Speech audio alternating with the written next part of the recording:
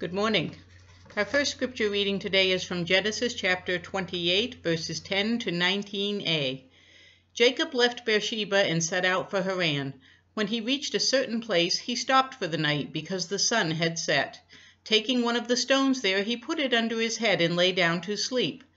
He had a dream in which he saw a stairway resting on the earth, with its top reaching to heaven, and the angels of God were ascending and descending on it.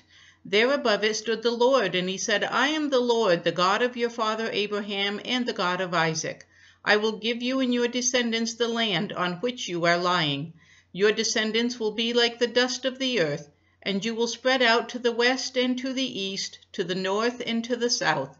All peoples on earth will be blessed through you and your offspring.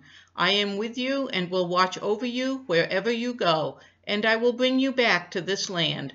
I will not leave you until I have done what I have promised you.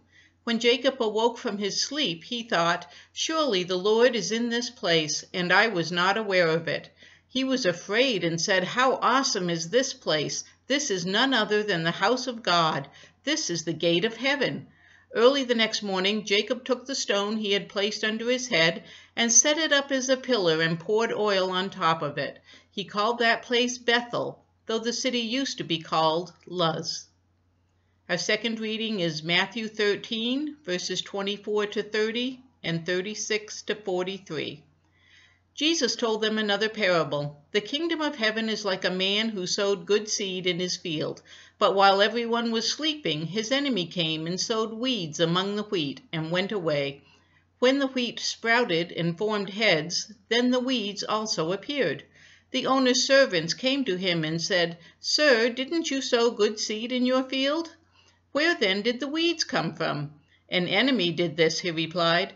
The servants asked him, Do you want us to go and pull them up?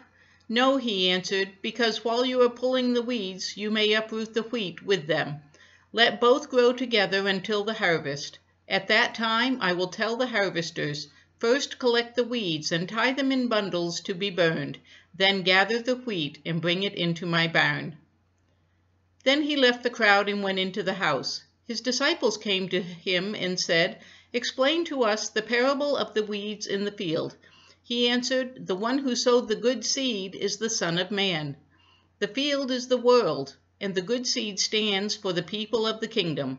The weeds are the people of the evil one, and the enemy who sows them is the devil. The harvest is the end of the age, and the harvesters are angels.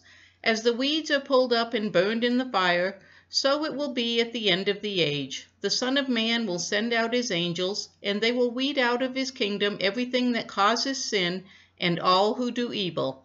They will throw them into the blazing furnace, where there will be weeping and gnashing of teeth. Then the righteous will shine like the sun in the kingdom of their Father. Whoever has ears, let them hear.